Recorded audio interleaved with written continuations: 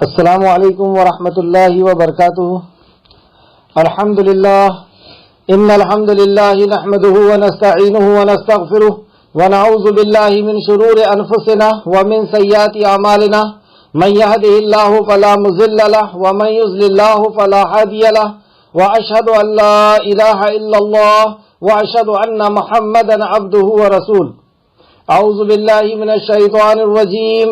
یا ایھا الذین آمنوا اتقوا اللہ حق تقاتہ ولا تموتن الا وانتم مسلمون. بسم اللہ الرحمن الرحیم. یا ایھا الناس اتقوا ربکم الذی خلقکم من نفس واحدۃ وخلق منها زوجها وبث منهما رجالا كثيرا ونساء واتقوا الله الذي تساءلون به والأرحام إن الله كان عليكم رقيبا. يا أيها الذين آمنوا اتقوا الله وقولوا قولا سديدا يصلح لكم أعمالكم ويغفر لكم ذنوبكم ومن يطع الله ورسوله فقد فاز فوزا عظيما.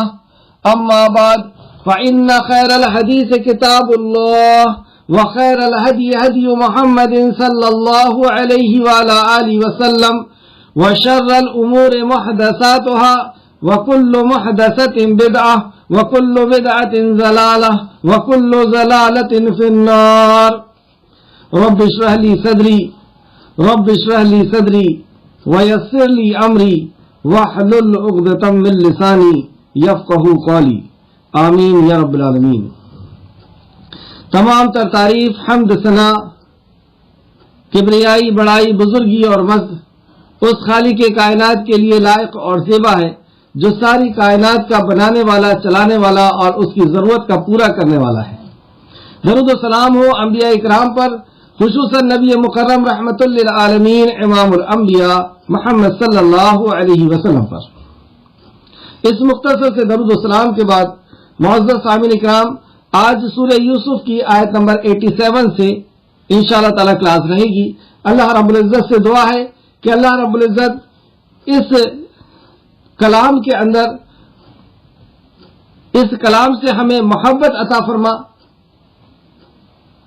اس کو صحیح معنوں میں سیکھنے، سمجھنے، غور و فکر کرنے، عمل کرنے اور لوگوں تک پہنچانے کی توفیق اور رفیق عطا فرما. آمین یا رب العالمین.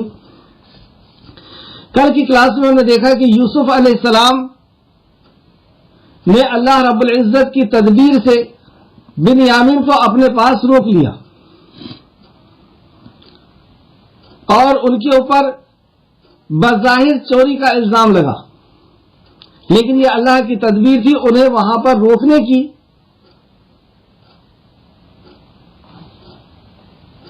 اور جب یہ خبر یعقوب علیہ السلام کو پہنچی تو یعقوب علیہ السلام اور زیادہ غمگین ہوئے اور آپ نے کہا کہ اب تو صبر جمیل ہی بہتر ہے، یعنی ایسا صبر جس میں شکایت نہ ہو، ایسا صبر جس میں لوگوں سے شکایت نہ ہو، مخلوق سے شکایت نہ ہو.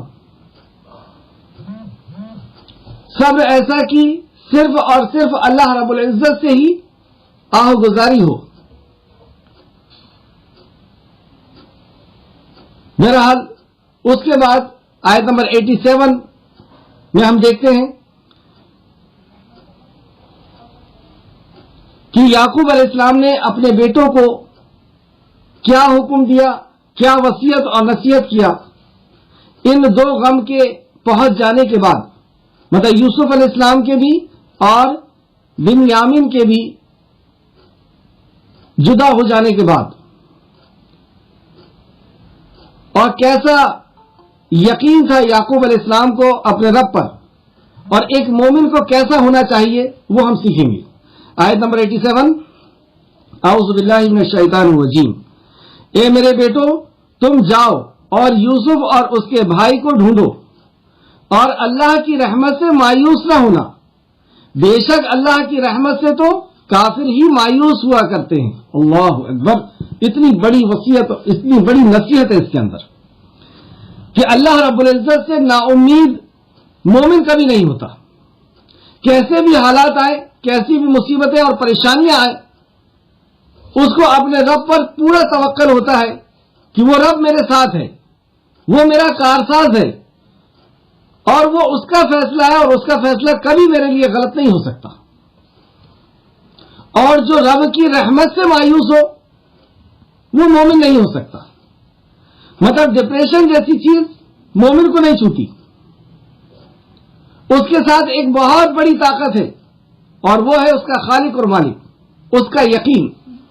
اب وہ کسی بھی پریشانی اور کسی بھی مصیبت میں ملوث ہے لیکن اس کے ساتھ اس کا رب ہے, اور یہ چیز اس کے لیے سب سے بڑی پازیٹو انرجی اس کے لیے ہے, اس کے لیے یہ سب سے بڑی مثبت چیز جس میں مثبت سوچ ہے. اسی طرح ایک آیت اور آپ لکھ سکتے ہیں سورہ ہجر آیت نمبر 56 میں بھی اللہ رب العزت نے یہی بات فرمائی.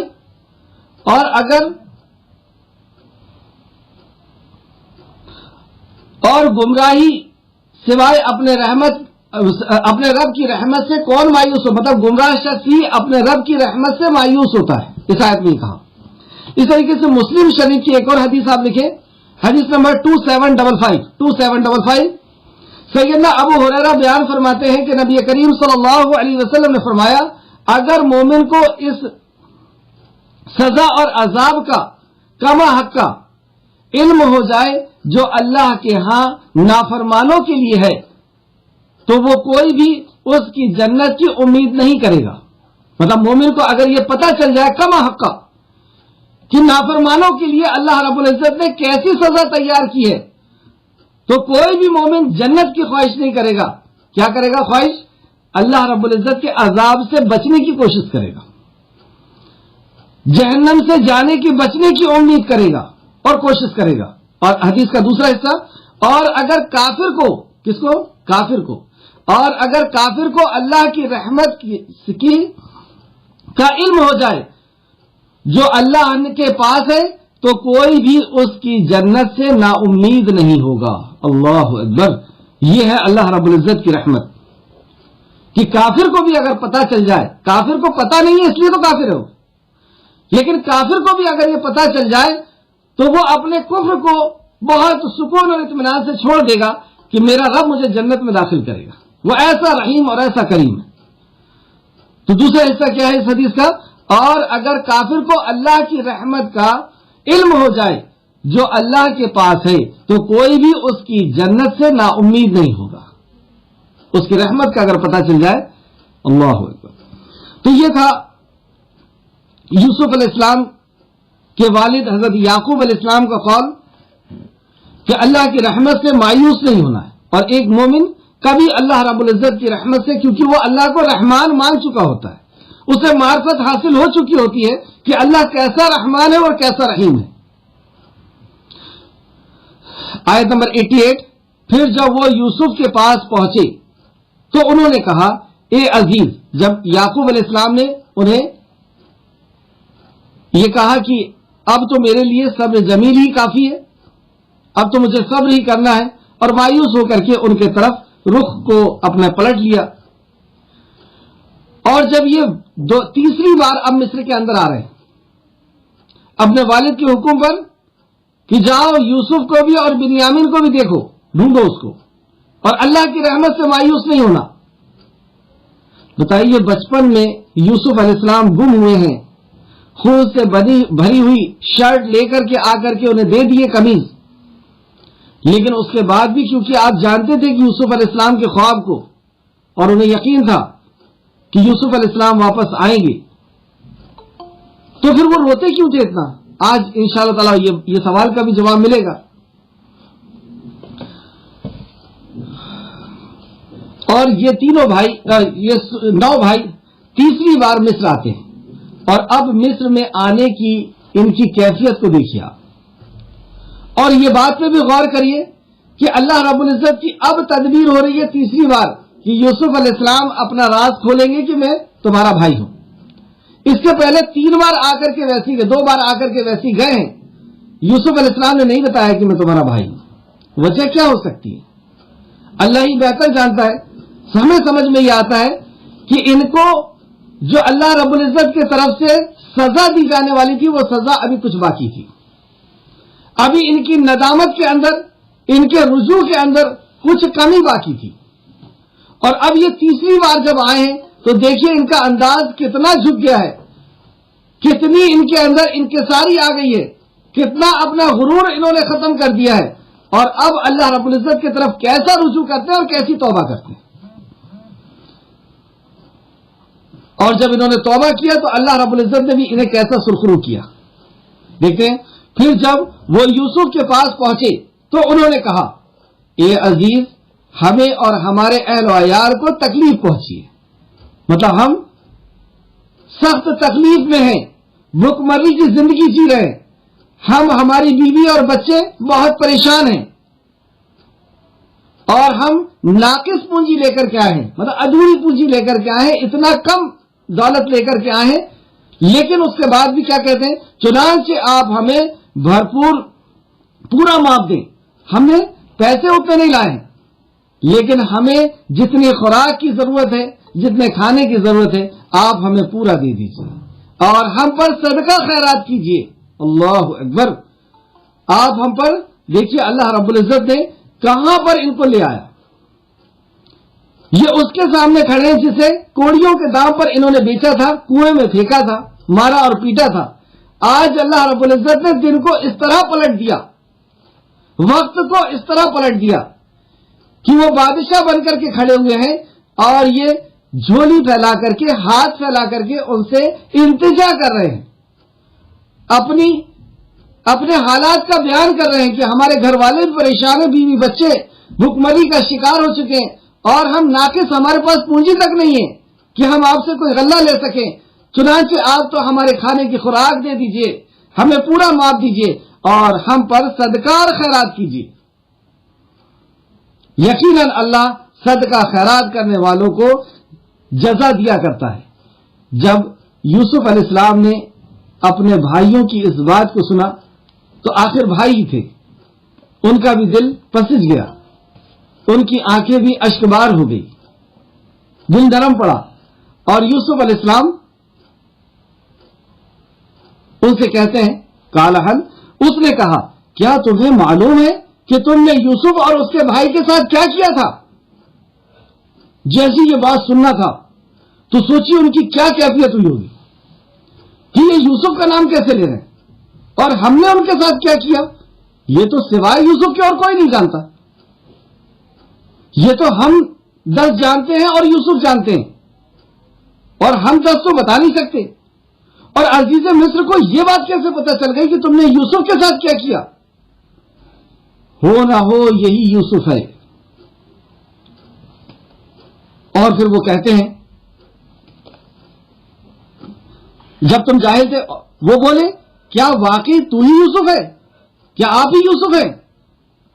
بھائی کہتے ہیں، کیا آپ ہی یوسف ہے؟ اس نے کہا، ہاں میں ہی یوسف ہوں، اور یہ میرا بھائی ہے۔ یقیناً اللہ نے ہم پر مہربانی کی۔ پھر سے دیکھیں آپ، یوسف علیہ السلام ایک طرف انہیں بتا رہے ہیں کہ ہاں میں تمہارا بھائی ہوں، اور تم نے کیا کیا تھا، یہاں کوئی سختی نہیں ہے، یہاں کوئی ڈانٹ ڈپٹ اور سرزنش اور سزا، ایسا کوئی بھی پہلو نہیں، جبکہ کہنے کا انداز اتنا نرم ہے کہ اس آیت سے سمجھ میں آ رہا ہے۔ غور کریے اس آیت میں، اس نے کہا، آیت نمبر 89، اس نے کہا، کیا تمہیں معلوم ہے کہ تم نے یوسف اور اس کے بھائی کے ساتھ کیا کیا تھا جب تم جاہل تھے، جب تم نادان تھے؟ جاہل کس کو کہتے ہیں؟ کلم پڑھ چکے، کہ جس کے پاس علم ہو اور عمل نہ ہو۔ علم تھا لیکن تمہارا عمل ویسا نہیں تھا کہ بھائی کے ساتھ کیا سلوک کرنا چاہیے، باپ کے ساتھ کیا سلوک کرنا چاہیے، حسد رکھنا چاہیے نہیں رکھنا چاہیے۔ علم تھا لیکن عمل نہیں تھا، تو تم نادان تھے جب تم نے یہ کام کیا تھا۔ یہ کہہ رہے ہیں یوسف علیہ السلام، مطلب ایک طرف یوسف علیہ السلام ان کی غلطی کو بتا بھی رہے ہیں، اور یہ بھی کہہ رہے ہیں کہ تم نے ایسا نادانی میں کیا تھا، جہالت میں کیا تھا، مطلب اب تم جاہل نہیں، اب تم نادان نہیں۔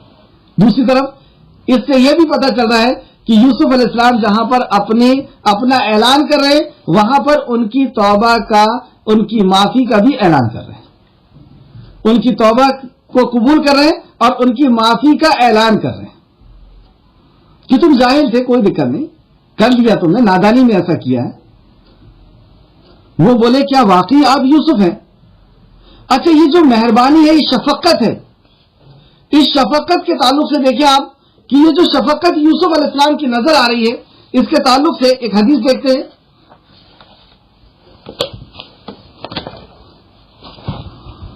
سیدنا عائشہ رضی اللہ عنہا بیان فرماتی ہے کہ رسول کریم صلی اللہ علیہ وسلم نے فرمایا، اے عائشہ، بے شک اللہ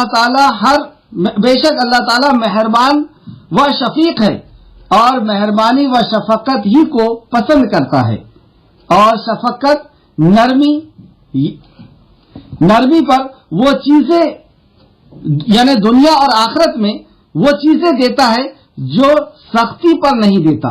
اللہ رب العزت خود شفیق ہے اور مہربان ہے، اور اللہ رب العزت اسی چیز کو پسند کرتا ہے. اور جس کے اندر یہ دو خوبیاں ہو یعنی شفقت ہو اور مہربانی ہو تو اللہ رب العزت انہیں وہ چیز دیتا ہے، وہ چیز سے مراد دنیا اور آخرت کی نعمتیں، وہ چیز دیتا ہے جو دوسروں کو نہیں دیتا، دوسرے کے فضل. اور پھر آگے فرماتے ہیں اور نہ کسی دوسرے کے فضل پر عطا فرماتا ہے. یہ مسلم شریف کی حدیث تھی، حدیث نمبر 2593.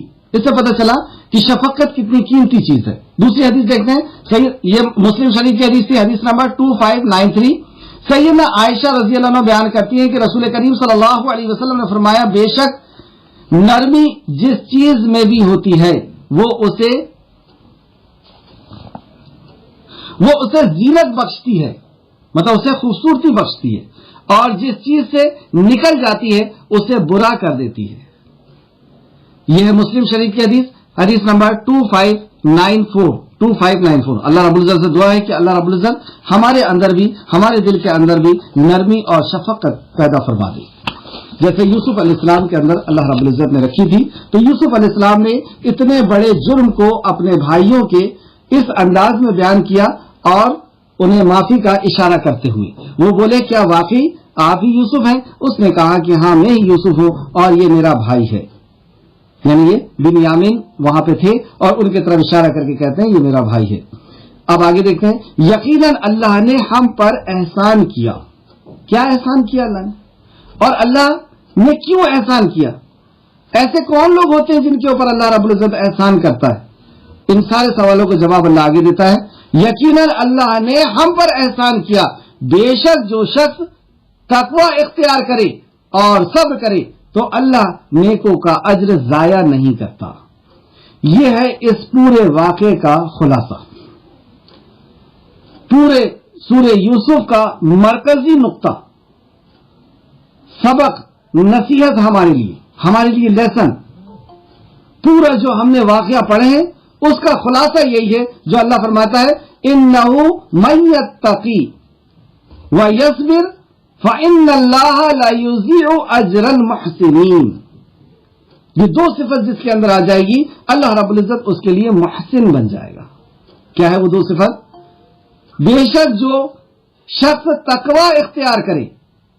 تقوی آپ جانتے ہیں کتنی قیمتی چیز ہے.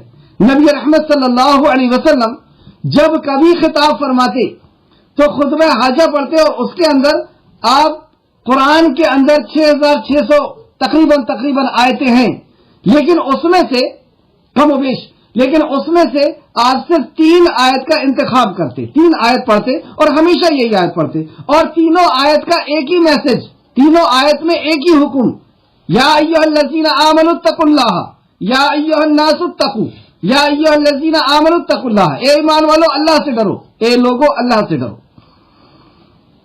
اور سارے عمل کا نچوڑ، سارے عمل کسے اللہ رب العزت یہی چاہتا ہے کہ تم پر روزہ فرض کیا گیا اس لیے تاکہ تم متقی بن جاؤ. حج کے تعلق سے اللہ کہتا ہے کہ ذات راہ رکھ لو، اور بہترین ذات راہ تو تقویٰ ہے. دوسرے کہ اللہ فرماتا ہے تمہارا خون اور گوشت مجھ تک نہیں پہنچتا، تمہارے دلوں کا تقویٰ پہنچتا ہے. تو ہر عمل سے نماز بے حیائی اور فحشائی چیزوں سے بچاتی ہے، یعنی تقویٰ لے کر کے آتی ہے. روزہ ہمیں تقوی کی ٹریننگ دے کر کے جاتا ہے. تو تقوی ہر عمل کا سے جو اللہ رب العزت چاہتا ہے وہ تقوی ہے. ہماری زندگی میں اللہ رب العزت جو چیز لانا چاہتا ہے وہ تقویٰ ہے، اور نبی مکرم اسی کے لیے بار بار کہتے تھے۔ اس تعلق سے سورہ حج کی آیت نمبر 37 بھی آپ دیکھ سکتے ہیں، اللہ کو ہرگز نہ ان کے خون پہنچتا ہے، اور جو میں نے ابھی آیت بتایا تھا، ایک حدیث بھی دیکھیے، سیدنا ابو ہریرہ رضی اللہ عنہ بیان کرتے ہیں کہ رسول کریم صلی اللہ علیہ وسلم نے فرمایا، اللہ تعالیٰ تمہارے صورتوں اور مالوں کو نہیں دیکھتا، وہ تو تمہارے دلوں کے اعمال کو یعنی تقوی کو دیکھتا ہے۔ مسلم شریف کی حدیث ہے، مسلم شریف حدیث نمبر 2564 تو تقوی، اور ہم یوسف علیہ السلام کی زندگی کے اندر دیکھ سکتے ہیں، یہ پورے واقعے کے اندر کہ آپ نے کس قدر تقوی کو ملحوظ رکھا۔ آپ نے اپنے بچپن میں، جوانی میں اور اس عمر میں بھی تقوی کیا ہے؟ اللہ کی چھوٹی سی چھوٹی نافرمانی سے بچنا اور اللہ کی بڑی سے بڑی نافرمانی سے بچنا، ایسے زندگی گزارنا کہ اللہ رب العزت سے ایسا ڈر ہو، یعنی اس کی ایسی محبت کہ اس کی نافرمانی کا ڈر ہو، اس کے عذاب کا، اس کے قہر کا ایسا علم کہ اس کی نافرمانی سے ڈر ہو۔ تو تقوی کا یہاں پہ کہا گیا کہ بے شک جو شخص تقوی اختیار کرتا ہے اور صبر اختیار کرتا ہے، سبحان اللہ۔ صبر بھی ہم دیکھیں، اور اصل میں یہ سورہ 10 نبوت میں نازل ہوئی، جو غم کا سال تھا۔ حضرت خدیجہ ساتھ چھوڑ کر کے جا چکی تھی، ابو طالب بھی اس دنیا سے رخصت ہو گئے تھے، اور کفار مکہ کی شدت اور زیادہ بڑھ گئی تھی، ان کا ظلم ستم اور زیادہ چڑھ چکا تھا۔ ایسے دور میں یہ سورہ نازل ہوئی، اور صحابہ اکرام اور نبی کریم صلی اللہ علیہ وسلم اور قیامت تک آنے والوں کو ایک سبق دے کر کے گئی کہ تقوی اور صبر ایسا ہو، پھر اس کے نتائج بھی ویسے آئیں گے، اور انبیاء کے اندر تو یہ صبر ہوا کرتا ہے۔ اصل میں وصیت اور نصیحت تو آپ اور میرے لیے۔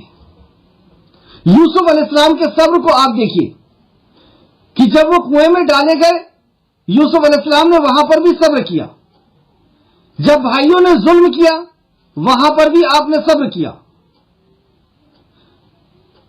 جب مصر میں بیچے گئے، 20 درہم میں بیچے جا رہے ہیں، وہاں پر بھی آپ صبر کر، 20 درہم میں تو پہلے بیچے گئے تھے، بھائیوں نے بیچ دیا تھا، وہاں پر بھی آپ نے صبر کیا۔ غلامی کی زندگی جی رہے ہیں یوسف علیہ السلام، اور وہاں پر بھی صبر کر رہے ہیں، وہاں پہ بھی صبر کے دامن کو نہیں چھوڑا۔ شہوت اور خواہشات کے دروازے کھولے گئے، یعنی بدکاری کے دروازے کھولے گئے، لیکن وہاں پر بھی یوسف علیہ السلام نے صبر کے دامن کو نہیں چھوڑا۔ جیل خانے میں ڈال دیے گئے، وہاں پر بھی صبر کے دامن کو نہیں چھوڑا، وہاں پر بھی اپنی ذمہ داری کا احساس تھا، وہاں پر بھی اللہ رب العزت کی وحدانیت کی طرف لوگوں کو بلا رہے تھے، اللہ کے دین کی طرف لوگوں کو بلا رہے تھے۔ تو اس کا نتیجہ کیا آیا؟ اس تقوی اور صبر کا نتیجہ کیا ملا؟ اللہ رب العزت نے مصر کی حکومت عطا فرمایا،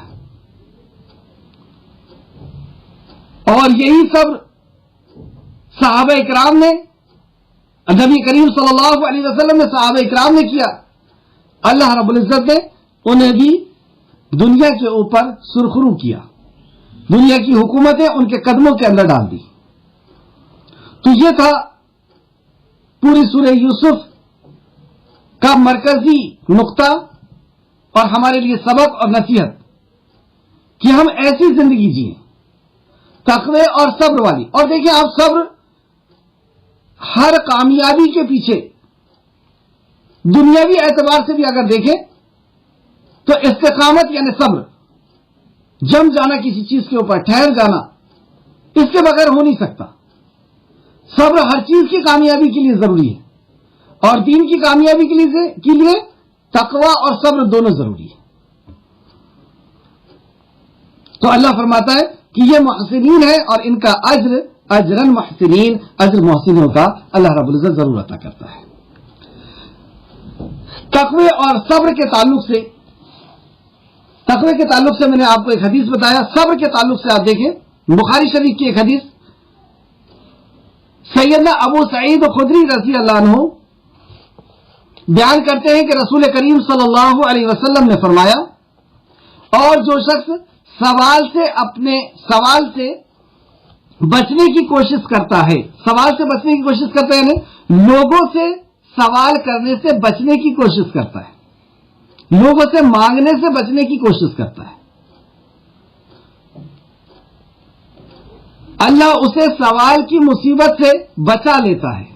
जो सवाल से बचने की कोशिश करता है यानी लोगों से नहीं मांगता, वो सिर्फ अल्लाह से मांगता है, उसे शर्म आती है कि अल्लाह का वो बंदा है और वो मखलूक के सामने हाथ फैलाए। अल्लाह हम सब की सिफत ये कर रहे हैं, आमीन। तो वो सवाल की मुसीबत से अल्लाह उसे बचा लेता है। और जो बेनियाजी इख्तियार करता है, मतलब दुनिया से वो बेनियाज हो जाता है, अल्लाह रब्बुल इज्जत के सामने ही सर टेकता है और घुटने टेकता है और हाथ फैलाता है। तो जो बेनियाजी इख्तियार करता है अल्लाह उसको बेनियाज कर देता है। सुभान अल्लाह। हम हिम्मत तो करें, हम ईमान तो वैसा बनाए, अल्लाह भी हमें बेनियाज कर देगा इंशाअल्लाह। और जो सब्र का दामन पकड़ता है, जो सब्र का दामन पकड़ता है, अल्लाह उसे सब्र की तौफीक देता है। और कोई शख्स ऐसा अतिया नहीं दिया गया, मतलब किसी को ऐसी नेमत नहीं दी गई, ऐसा अतिया नहीं दिया गया जो सब्र से ज्यादा बेहतर और वसीतर हो। सुभान अल्लाह। सब्र से ज्यादा कीमती चीज किसी को नहीं दी गई। बुखारी शरीफ हदीस नंबर 1469। इस नेमत की हम सब दुआ करें कि अल्लाह रब्बुल इज्जत ये नेमत हम सबको अता फरमाए। सब्र क्या है वो मैं आपको कल बता चुका हूं, पहले इसका हवाला लिख लें। बुखारी शरीफ हदीस नंबर 1469, मुस्लिम शरीफ हदीस नंबर 1053। सब्र क्या है कि अल्लाह की मासियत पर, गुनाह के काम पर जो लज्जत आती है उस लज्जत से रुक जाना सब्र करना।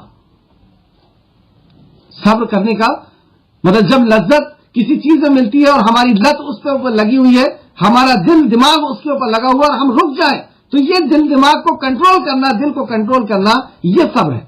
और फिर नेकी के काम करने में जो मुसीबत आती है, फजर की नमाज के लिए उठ रहे हैं, यहां पर सब्र करना और अल्लाह की तकदीर पर सब्र करना कि मेरे रब ने मेरे लिए यह तकदीर लिखा है, इससे बेहतर बात मेरे लिए और कुछ नहीं हो सकती, तो अल्लाह की रजा पे राजी हो जाना, वहां पर सब्र करना। बड़ी से बड़ी मुसीबत आ जाए वहां पर सब्र करना। और चौथा, नेकी के काम में जो मुसीबत आएगी, नेकी के काम में जो लोग परेशान करेंगे, वहां पर सब्र करना, यह है सब्र। तो और इस सब्र के बारे में अल्लाह ने क्या फरमाया, इन्नल्लाहा मअस साबिरीन, मैं सब्र करने वालों के साथ हूं।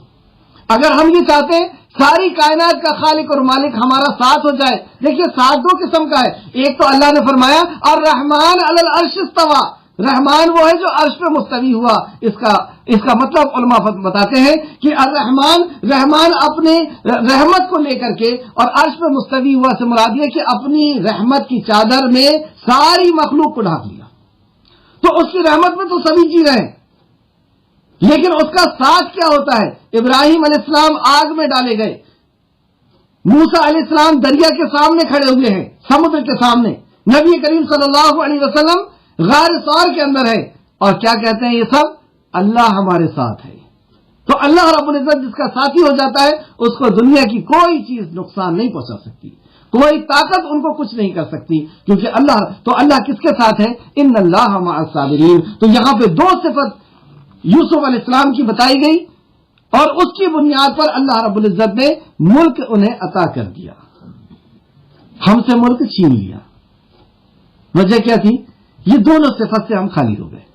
हिंदुस्तान के मुसलमान ये दोनों सिफत से, न तकवे का उनको कोई खबर है कि क्या चीज होती है तकवा। तकवा कब आएगा, तकवा बगैर इल्म के नहीं आ सकता।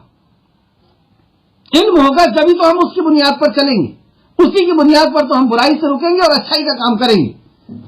इल्म ही तो हमें बताएगा क्या सही है क्या गलत है।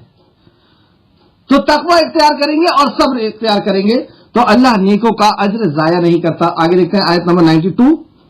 उन्होंने कहा, अल्लाह की कसम, अब जब ये बात उनके सामने वाज़ेह हो गई कि यूसुफ अलैहिस्सलाम अजीज मिस्र जो है वो कोई और नहीं, ये हमारा भाई यूसुफ है, جس کے ساتھ ہم نے ظلم کیا تھا، جس کی معصومیت کا ہم نے ناجائز فائدہ اٹھایا تھا، جس کو اس کے باپ سے جدا کر دیا تھا، جس کا بچپن چھین لیا تھا، جسے کنویں میں پھینک دیا تھا، جسے کوڑیوں کے دام پر بیچ دیا تھا، جس کے اوپر ظلم کیا تھا، وہی یوسف ہے یہ۔ اب ان کا بھی اعجاز دیکھیے، آپ ان بھائیوں کا بھی اعجاز دیکھیے، یہ بھی بہت قیمتی نعمت ہے۔ اللہ رب العزت یہ نعمت ہم سب کو عطا فرمائے۔ ہم سب کے اندر تو حسد ہے، ہم سب کے اندر تو اللہ ماشاءاللہ برائیاں ہیں، لیکن اس برائی کے بعد جو ندامت ہے وہ چیز اگر ہمیں مل جائے تو یہ بہت قیمتی چیز ہوگی۔ نبی مکرم نے فرمایا تم سب خطا کار ہو، بہتر خطا کار کون؟ جو توبہ کر لے۔ تو انہوں نے کہا اللہ کی قسم کھاتے ہیں، یقیناً اللہ نے تجھے ہم پر فضیلت دی ہے اور بلا شبہ ہم ہی خطا کار ہیں۔ یہ جرم کا اقرار کر لینا یہی توبہ ہے، اسے عادی توبہ کہا گیا۔ توبہ کا کیا مطلب ہے؟ توبہ کا مطلب یہ نہیں ہے کہ آپ مجھے معاف کر دیجئے۔ توبہ کا مطلب یہ ہے کہ اپنے جرم کا اقرار کرنے، دوبارہ نہ کرنے کا عزم ہو جائے اور زندگی کا رخ بدل جائے، برائی سے اب نیکی کی طرف آ جائیں، نبی مکرم کے امتی اور فرمانبردار ہو جائیں۔ اسی برائی کی وجہ سے تو ان لوگوں نے ظلم کیا تھا کہ انہوں نے یوسف کو بڑا نہیں مانا تھا، آج انہوں نے یوسف کو بڑا مان لیا۔ وہاں پہ اپنی نفس کو انہوں نے بڑا مانا تھا کہ عزت کے لائق تو ہم ہیں، محبت کے لائق تو ہم ہیں، اونچے مقام و مرتبے کے لائق تو ہم ہیں۔ یوسف کو وہ مقام کیوں ملا؟ اسے ہٹانے کی کوشش کی تھی، لیکن آج مان گئے کہ نہیں، یوسف ہی اونچے مقام پر ہے، کیونکہ اللہ نے اسے اونچے مقام پر رکھا ہے۔ اس میں ہمارا کوئی زور نہیں، اس میں ہماری کوئی وقت نہیں، یہ اللہ کی عطا ہے جسے جو عطا کرنا چاہے۔ تو آج اس جرم کا اقرار کرتے ہیں۔ کیا کہا انہوں نے؟ کہا اللہ کی قسم یقیناً اللہ نے تجھے ہم پر فضیلت دی ہے۔ اس بات کو پہلے مان لیتے تو کسی کو، آج ہم بھی دیکھیں کہ ہم کسی سے حسد کرتے ہیں، وہاں پر ہم اس آیت کو غور کریں کہ اللہ کی قسم اللہ نے اسے فضیلت دی ہے۔ ہم حسد کرنے والے کون ہوتے ہیں؟ ہم یہ کہنے والے کہ اسے خوبصورتی کیوں مل گئی، اسے بچے کیوں مل گئے، اسے اچھا شوہر کیوں مل گیا، اسے گاڑی اور گھر کیوں مل گیا۔ ہم یہ حسد کر رہے ہیں کہ یہ تو ہمیں ملنا چاہیے تھا اور اس کا یہ زوال آ جائے، یہ مٹ جائے، برباد ہو جائے۔ یہ حسد ہم کس بنیاد پر کر رہے ہیں؟ اسی کوئی بنیاد نہیں۔ اللہ کی قسم یہ نعمت تو اسے اللہ نے دی ہے۔ یہ آیت ہمارے ذہن میں آنا چاہیے جب بھی حسد ہمارے دل دماغ کے اندر آئے۔ اس نقطے کو نوٹ کر لیں، جب بھی حسد ہمارے دل دماغ کے اندر آئے یہ آیت ضرور پڑھیں اور انجام دیکھ لیں، حاسدوں کا انجام کیا ہوتا ہے۔ بھیک مانگنے پہ مجبور کر دیا اللہ نے، گھٹنے ٹیک لیے، لیکن احسان اللہ کا یہ ہوا کہ اللہ رب العزت نے انہیں توبہ کی توفیق نصیب فرما دی، نہیں تو ایسی حالت میں بھی لوگوں کو توبہ کی توفیق نہیں ہوتی۔ تو کیا کہتے ہیں انہوں نے؟ کہا اللہ کی قسم یقیناً اللہ نے تجھے ہم پر فضیلت دی ہے۔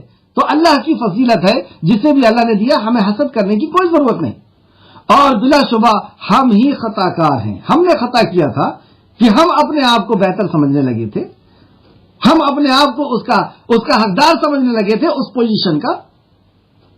ہاں آگے دیکھتے ہیں آیت نمبر 92۔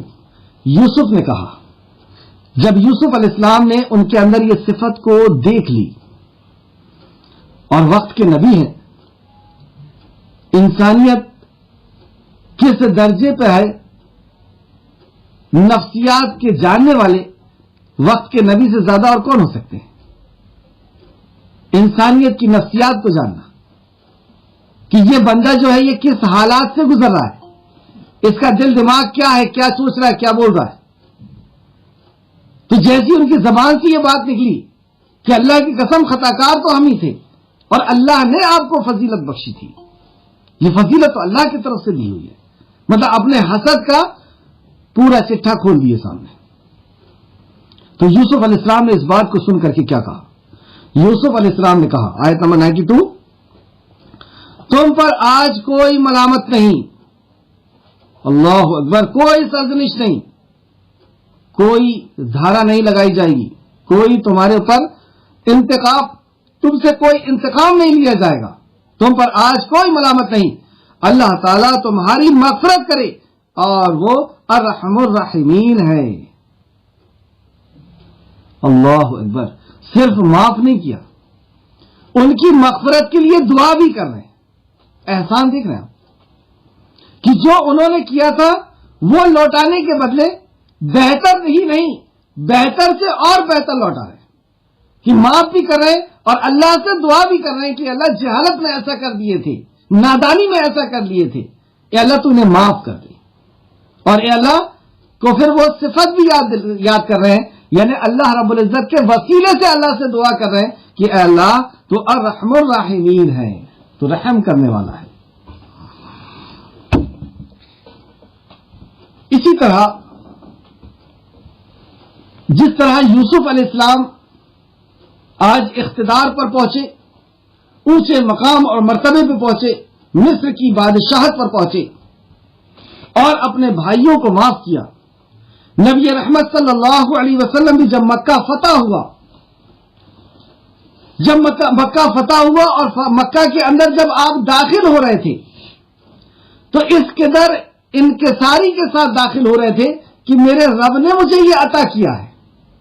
مومن جو چیز اسے ملتی ہے وہ رب کی عطا سمجھتا ہے، اور منافق اور کافر جو چیز اسے حاصل ہوتی ہے وہ یہ سمجھتا ہے کہ اس نے حاصل کیا، اس کی ڈگری تھی، اس کی محنت تھی، اس کی طاقت تھی، اس کی صلاحیت تھی، اس کا لاجک تھا۔ یہ مومن اور کافر اور منافق میں فرق ہے۔ مومن ہر عطا کو اللہ کی عطا سمجھتا ہے، اور حقیقت یہی ہے کہ ہم کوئی طاقت نہیں، ہماری کوئی اوقات ہو، کوئی وقت ہو، کوئی حیثیت نہیں، یہ اللہ کا احسان ہے جو کچھ ہمیں عطا کیا اللہ نے۔ تو نبی کریم صلی اللہ علیہ وسلم جب مکہ کے اندر داخل ہو رہے تھے تو آپ کا سر اتنا جھکا ہوا تھا کہ آپ کی اونٹنی کے کجاوے پہ آپ کی داڑھی ٹکی ہوئی تھی، آپ کا سر بالکل جھکا ہوا تھا، اور آپ مکہ کے اندر داخل ہوئے۔ جب مسلمان فوج مکہ کے اندر داخل ہوئی تو کفار کانپ گئے، لرز گئے، اور ادھر ادھر جا کر کے چھپ کر کے دیکھنے لگے، اپنے انجام کا انتظار کرنے لگے کہ ہم نے ان کے اوپر جو ظلم کیا ہے وہ زمین و آسمان نے بہت کم دیکھا ہے۔ ہم نے انہیں گھسیٹا ہے، ہم نے انہیں مارا ہے، ہم نے انہیں پھاڑا ہے، ہم نے انہیں جلایا ہے، ہم نے انہیں پھندا مارا ہے، ہم نے ان کا گلا گھونٹنے کی کوشش کی ہے، ہم نے ان کی بیٹیوں کو طلاق دیا ہے، ہم نے ان کی بیٹی کا حمل ضائع کیا ہے۔ کیا جرم تھا؟ کون سا جرم ایسا ہے جو نہیں کیا ان نے؟ ہر قسم کے جرم کیے گئے، ہر قسم کے ظلم کیا گیا، ظلم نبی مکرم پر اور صحابہ اکرام پر۔ کانپ رہے تھے کہ آج ہمارے لیے بہت سخت حکم دیا جائے گا۔ نبی کریم صلی اللہ علیہ وسلم ایک فاتح کا پہلا حکم اور پہلا عمل کیا تھا؟ جب آپ خانہ کعبہ کے اندر داخل ہوئے، اپنا عصا بلایا اور شرک کو اپنے ہاتھ سے ختم کیا، کہا جاء الحق وزهق الباطل ان الباطل کان زهوقا۔ حق آ گیا اور باطل کو ختم ہونا ہی تھا۔ پوری بتوں کو توڑ کر کے اپنی لاٹھی سے پھینک دیا۔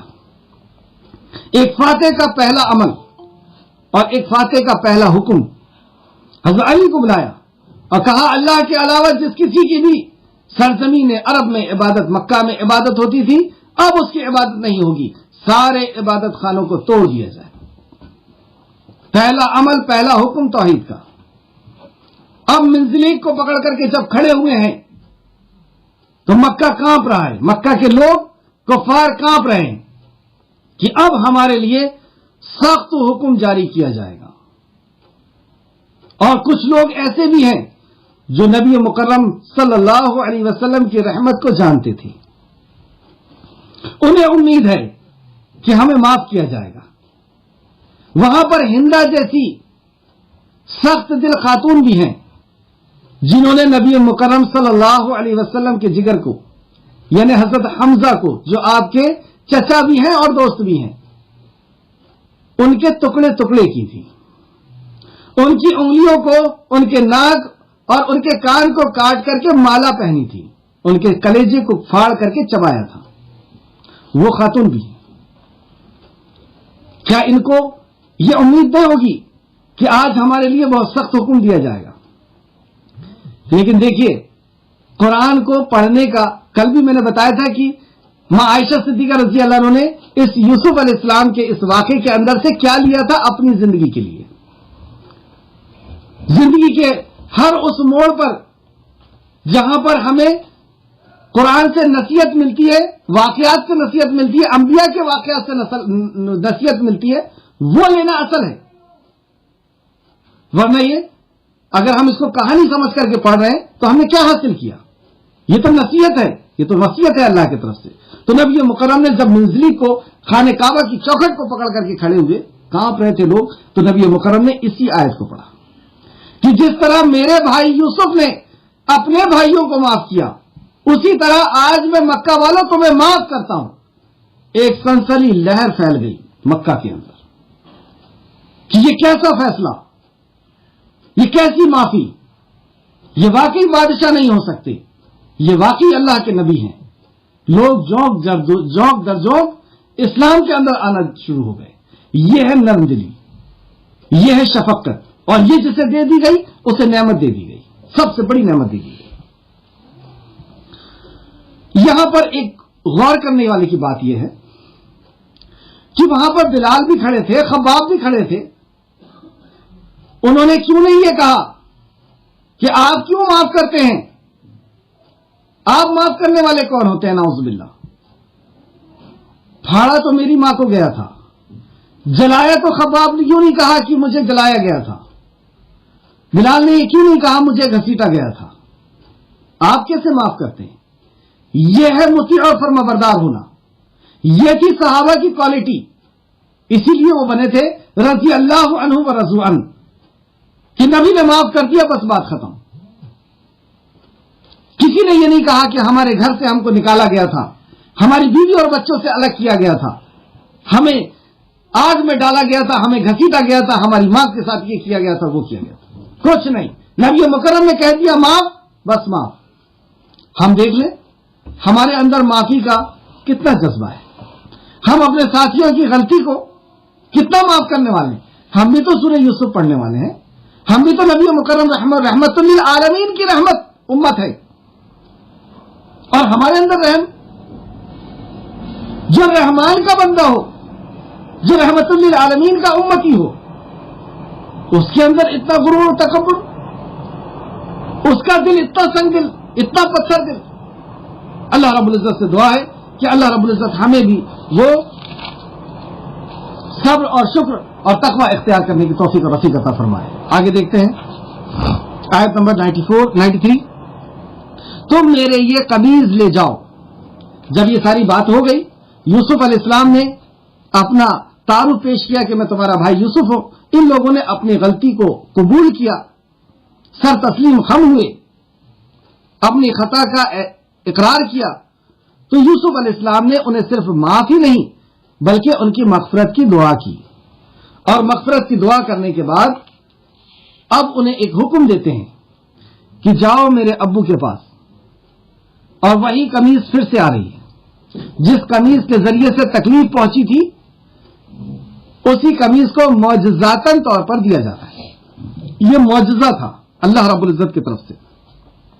تم میری یہ قمیض لے جاؤ، پھر اسے میرے باپ کے چہرے پر ڈال دو، وہ بینا ہو جائیں گے. مطلب رو رو کر کے جو ان کی آنکھ چلی گئی ہے صدمے سے، ان کی آنکھ پھر سے بحال ہو جائے گی. اس قمیض کو ان کے اوپر ڈال دینا، اور تم اپنے تمام اہل و عیال کو میرے پاس لے آؤ. صرف معافی نہیں کیا، صرف توبہ ہی نہیں کی ان کے لیے اللہ سے دعا ہی نہیں کی، اب ان کی زندگی کو سوار بھی رہے کہ وہاں گاؤں میں تم لوگ پڑے ہوئے ہو، وہاں کھانے پینے رہنے سہنے کا کوئی انتظام، کوئی نظم نہیں. ان کے گھر کی خواتین جانوروں کو چرایا کرتی تھی اور اسی سے گزر بسر ہوا کرتا تھا. مرد کچھ ایسے چھوٹے موٹے کام کیا کرتے تھے. مصر کے بادشاہ اور ایک عزت کی جگہ میں بلایا جا رہا ہے. کیوں؟ کیونکہ توبہ کر چکے. توبہ کے فائدے دکھ رہے ہیں. اس سے پہلے والی صورت میں بھی ہم نے دیکھا، کون سی صورت تھی وہ؟ سورہ یوسف کے پہلے سورہ ہود، 7 نبیوں کا ذکر اور ہر نبی نے دعوت دیتے ٹائم یہی کہا کہ ایک اللہ کی عبادت پر تیار ہو جاؤ اور گناہ کی توبہ کر لو. اللہ آسمان سے بارش برسا دے گا, اللہ دولت دے گا, اللہ اولاد دے گا, اللہ نہریں دے گا, اللہ دنیا کی ساری دولت کو تمہارے قدموں میں ڈال دے گا. تھا وعدہ.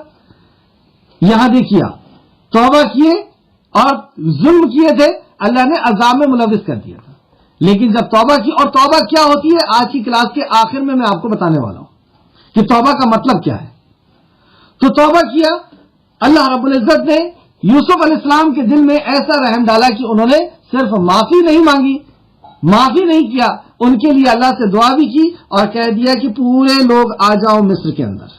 یہاں سے مصر کے اندر بنی اسرائیل کا داخلے کی بات کی گئی اور تم تمام اہل و عیال کو میرے پاس لے آؤ. اور جب قافلہ مصر سے چلا تو ان کے باپ نے کہا, اب دیکھیے ابھی تک یوسف علیہ السلام کی خوشبو یعقوب علیہ السلام کو نہیں آئی تھی. یعقوب علیہ السلام بس یاد بھر کرتے تھے, لیکن اللہ رب العزت کا یہ معجزہ کہ شرٹ دیے ہیں, قمیض دیے ہیں, اب اور کس کی نسبت سے دیے کہ میرے ابو کے چہرے پہ ڈال دینا. اس قمیض کی, اس یوسف علیہ السلام کی خوشبو یعقوب علیہ السلام کو پہنچ گئی. کیا کہتے ہیں یعقوب علیہ السلام, اور جب قافلہ مصر سے چلا تو ان کے باپ نے کہا, یعنی یعقوب علیہ السلام نے کہا, بے شک میں یوسف کی مہک پاتا ہوں اگر تم مجھے بہکا ہوا نہ کہو.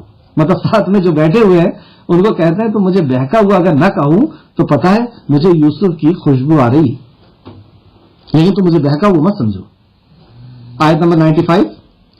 ان کے پاس موجود لوگ بولے, اللہ کی قسم بلا شبہ آپ اپنے قدیم غلطی پر ہیں.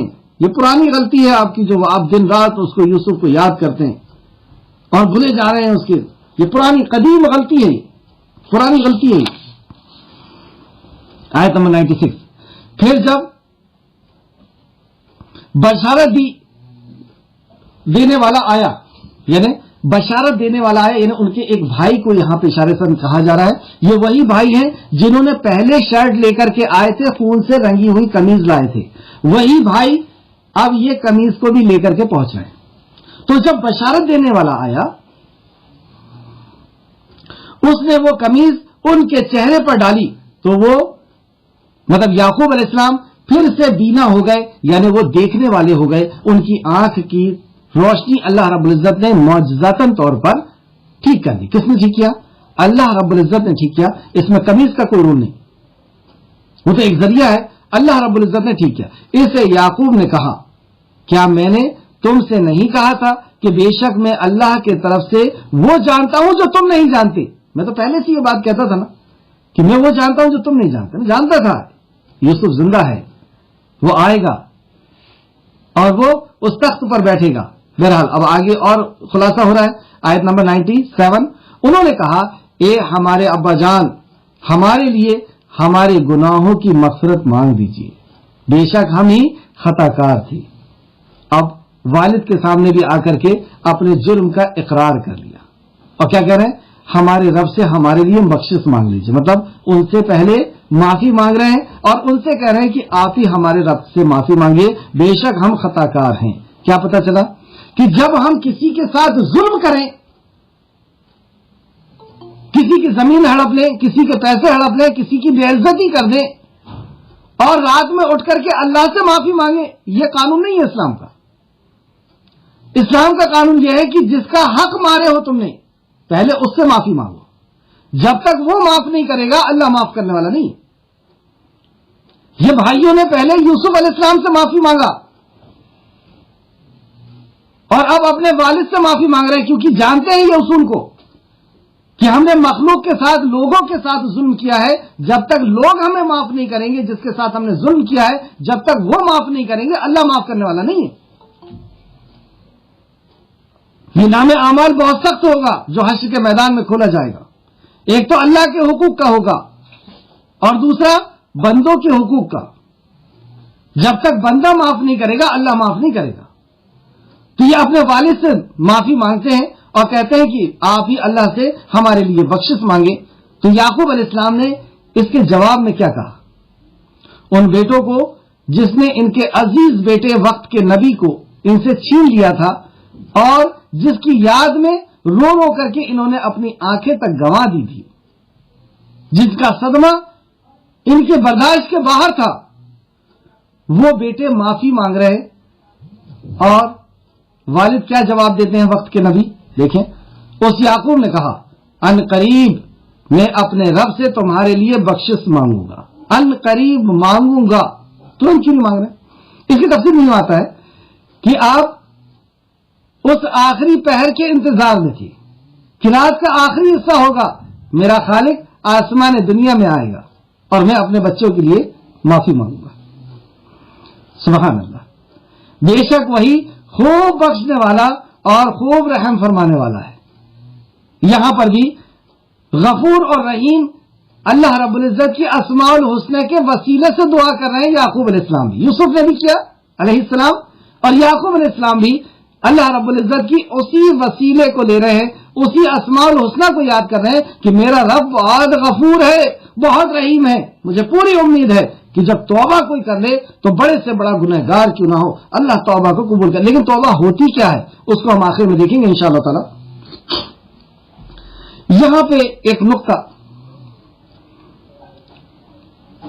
کہ یوسف علیہ السلام اس قدر ظلم کیے ہوئے لوگوں کو جنہوں نے ان کا سب کو چھین لیا اسے معاف کر دے رہے، یعقوب علیہ السلام جنہوں نے ان سے بیٹے کو چھینا اسے معاف کر دے رہے، نبی کریم صلی اللہ علیہ وسلم 13 سال جنہوں نے ظلم کیا انہیں معاف کر دے رہے۔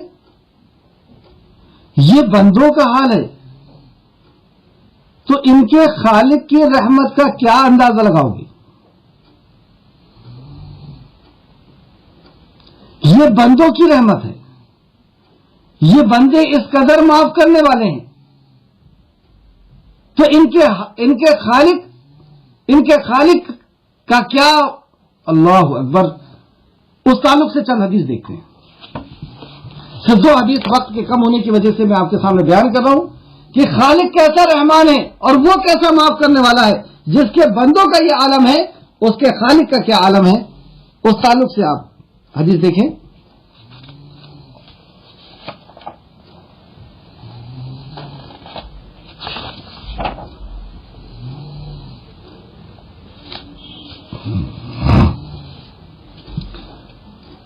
سیدنا ابو ہریرہ رضی اللہ عنہ بیان فرماتے ہیں کہ رسول کریم صلی اللہ علیہ وسلم نے فرمایا، ہر رات جب رات کا آخری تہائی حصہ باقی رہتا ہے تو ہمارا پروردگار بزرگ و برتر آسمان کی طرف نظر فرماتا ہے اور کہتا ہے، مطلب بندوں کی طرف نظر فرماتا ہے اور کہتا ہے کہ کوئی ہے جو مجھ سے دعا کرے پس میں اس کی دعا قبول کروں گا۔ خود خالق بندوں کی طرف نظر فرما رہا ہے اور اعلان کر رہا ہے کہ کیا ہوئی کوئی معافی مانگنے والا، کیا ہے کوئی دعا مانگنے والا کہ میں اس کی دعا کو قبول کروں۔ پھر اس کے بعد کیا کوئی ہے جو مجھ سے مانگے تو میں اسے عطا کر دوں، کوئی ہے جو مجھ سے مانگے تو میں اسے عطا کروں، کوئی ہے جو استغفار کرے یعنی توبہ کرے اور میں اس کے معاف فرما دوں۔ سبحان اللہ، یہ ہے ہمارا رب، وہ خود سے آ کر کے کہہ رہا ہے کہ کیا ہے کوئی معافی مانگنے والا کہ میں اسے معاف کر دوں۔ بخاری شریف حدیث نمبر 1145 اسی طریقے سے ایک اور حدیث کہ اللہ رب العزت کس قدر رحم کرنے والا ہے۔ رسول کریم صلی اللہ علیہ وسلم نے فرمایا، اس کے بھی راوی جو ہے حضرت ابو ہریرہ بیان کرتے ہیں کہ نبی کریم صلی اللہ علیہ وسلم نے فرمایا، قسم ہے اس ذات کی جس کے ہاتھ میں میری جان ہے۔ اللہ اکبر۔ ہمیں نبی اللہ رب العزت کی رحمت کا یقین دلانے کے لیے رحمت للعالمین اپنے رب کی قسم کھا رہے ہیں۔ قسم ہے اس ذات کی جس کے ہاتھ میں میری جان ہے، تم گناہ نہ کرتے تو یقیناً اللہ تعالیٰ تمہیں فنا کر دے گا اور ایسے لوگوں کو پیدا کرے گا جو گناہ کریں گے اور پھر اس سے بخشش مانگیں گے تو اللہ تعالیٰ انہیں بخش دے گا۔ کیا سمجھ ہے کہ اگر ہم گناہ نہ کریں تو اللہ رب العزت ہمیں فنا کر دے گا اور ایسی قوم لے کر کے آئے گا جو گناہ کرے اور اللہ رب العزت سے بخشش مانگے اور اللہ رب العزت انہیں بخش دے گا. یہ مسلم شریف کی حدیث ہے, حدیث نمبر 2749. کیا پتہ چلا کہ ہم سب خطا کار تو ہیں, لیکن بہتر خطا کار اللہ کو وہ لگتا ہے جو توبہ کر لے. تو توبہ کیا چیز ہے؟ توبہ معافی مانگ لینا توبہ نہیں. توبہ کا مطلب کیا ہوتا ہے؟ توبہ کا مطلب ہوتا ہے ندامت, یعنی غلطی کو قبول کرنا اور رجوع کرنا, پلٹنا. یعنی گناہوں کی زندگی جی رہے تھے اور اس زندگی کو چھوڑ کر کے نیکی کی زندگی کے اندر آ جانا, نبی مکرم کی نافرمانی کر رہے تھے اور نبی مکرم کی اطاعت اور فرما برداری کرتے رہنا, کرنے کے لیے تیار ہو جانا, اپنے آپ کو تیار کر لینا, یہ توبہ ہے. کیا کیا ہے اس کے اندر؟ سب سے پہلے اپنی گناہوں کی ندامت قبول کرنا کہ ہاں میں نے یہ غلطی کیا ہے, ورنہ توبہ توبہ نہیں ہے. دوسرا, دوبارہ اس غلطی کے نہ کرنے کا عزم اور ارادہ ہو جانا. اور تیسرا, نبی مکرم کا مطیع اور فرمانبردار ہو جانا, جیسے اللہ نے فرمایا قل ان کنتم تحبون اللہ فاتبعونی یحببکم اللہ ویغفر لکم ذنوبکم واللہ غفور رحیم. تب میں انہیں بخشوں گا, جب یہ تمہارے مطیع اور فرمانبردار ہوں گے تب میں ان سے محبت کروں گا اور ان کے گناہوں کو بخشوں گا.